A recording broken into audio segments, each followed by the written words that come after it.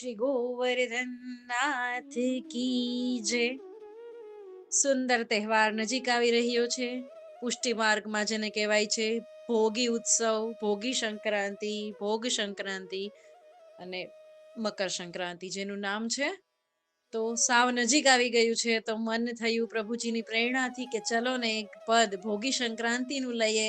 શ્રી ઠાકોરજી કેવી રીતે ઉત્તરાયણ મનાવતા હશે, કેવી રીતે ગોપીઓ આવતી હશે, નંદાલયમાં શું હશે, આ બધું વિચારી અને આજે મકર સંક્રાંતિનું, ભોગી સંક્રાંતિનું એક પદ લીધું છે. ભોગી ભોગ કરત સબ રસકો. પહેલી જ લાઈન ખૂબ સુંદર અને રસાળ છે. ભોગી ભોગ કરત સબ રસકો. શ્રી ઠાકોરજીને ભોગી કહ્યા છે. હા, એ તો ભોગી છે, ભોગી ભ્રમર ભૂપાલ છે. તો ભોગી એટલે કે જે બધો ભોગ ધર્યો છે એ આરોગ્ય છે. જે ગોપીના પ્રેમ રૂપી રસ છે એનો પણ ભોગ કરી જાય છે. સબ રસ, બધા જ પ્રેમ રૂપી રસનો, બધા જ ભોગનો જે ભોગ કરી જાય છે. હવે એનું મુખ્ય કારણ શું છે?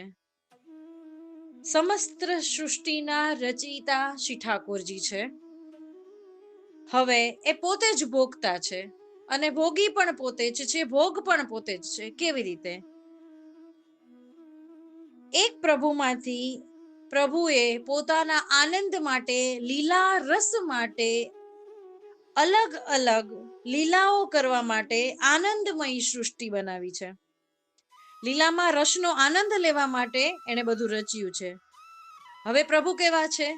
રસ સ્વરૂપ. રસ સ્વરૂપમાંથી પ્રગટેલી વ્રજાંગનાઓ, ગોપીઓ, સર્વસ્વ કેવું હોય? રસ સ્વરૂપ.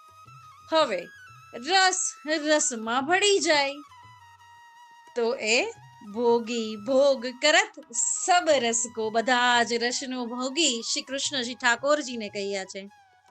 એ નંદ નંદન જશોદા કો જીવન, ગોપી માન પતિ સર્વસ્વ કો. નંદ નંદન, નંદ બાવાના નંદન એટલે પુત્ર, અને જશોદાજીના જીવન પ્રાણ, અને ગોપીન પોતાના સર્વસ્વ જેને માને છે, પોતાના પતિ જેને માને છે, એવા શ્રી ઠાકોરજી છે.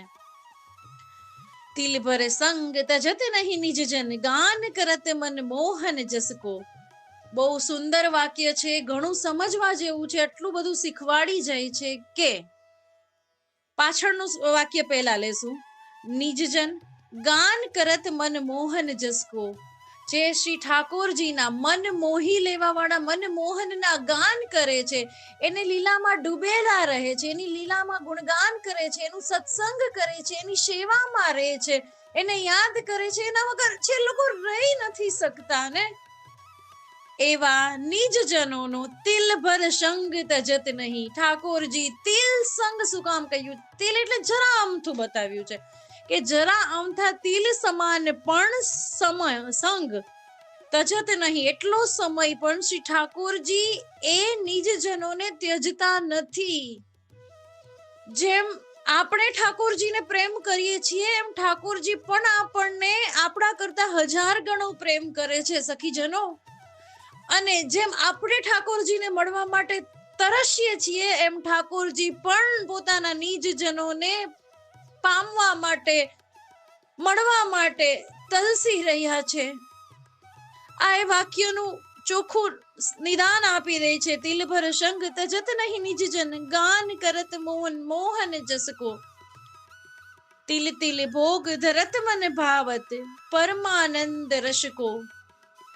શ્રી ઠાકોરજીને તિલના લાડુ, ગોળની મિશ્રિત સામગ્રીઓ, ખીચડો, આવો બધો ભોગ ધરાય છે. એટલે અને તિલ તિલ ભોગ નો મતલબ અહીંયા એવો છે કે દરેક વૈષ્ણવો, દરેક ગોપીજનો, દરેક વ્રજ ભક્તો, દરેક વ્રજાંગનાઓ, દરેક વ્રજ સુંદરીઓ તિલ તિલ થોડું થોડું પોતાના મન કાજે કીધું છે કે પોતાના મનના મનોરથ પ્રમાણે વિધ તિલ તિલ વિધ ભોગ ધરે છે શ્રી ઠાકોરજીને, અને શ્રી ઠાકોરજી બધાનો પ્રેમ અંગીકાર કરે છે.